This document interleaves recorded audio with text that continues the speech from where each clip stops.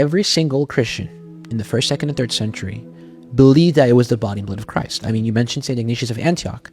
For the people that are viewing, I mean, I know your audience is very smart, but Ignatius of Antioch is a disciple of St. John. Right. Like, it's worth just pointing that out. Yeah. This is not some churchman in the medieval, age that brought this up. This is a disciple of the apostles, a contemporary of the apostles, who was alive when the Gospels were being written. Right. Right. And he's saying that not only is it the body and blood of Christ, but he says, as you said, they're heretics.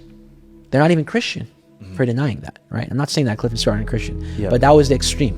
And then you have St. Irenaeus and St. Athenagoras, St. Justin Martyr, and these are all the first 200 years of the church.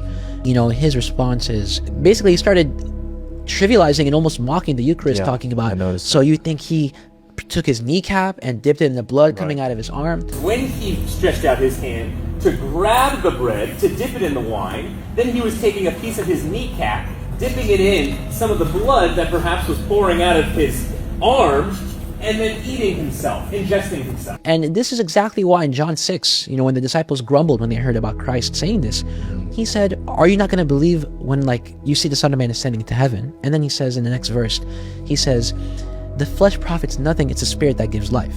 What's he saying? He's saying, look, if you're going to disbelieve me when I tell you that this is my body, this is my blood, are you going to disbelieve me when I ascend into heaven? Right? So to those that are saying that the Eucharist is a metaphor according to John 6, you're going to have to say first that the ascension is a metaphor. Right. And second off, what does Christ say? He says, the flesh profits nothing, the spirit gives life. He's saying, don't think of this in a carnal way. Because when the people at that time in John 6 heard him say, whoever eats my flesh and drinks my blood has everlasting life, the first thing that popped in their head is cannibalism. Right. And I've seen a lot of evangelical influencers that have been accusing us of being cannibals for this. Right. The flesh profits nothing, meaning this carnal outlook profits nothing. This is a mystical and spiritual mystery that in a way in which we cannot scientifically ascertain.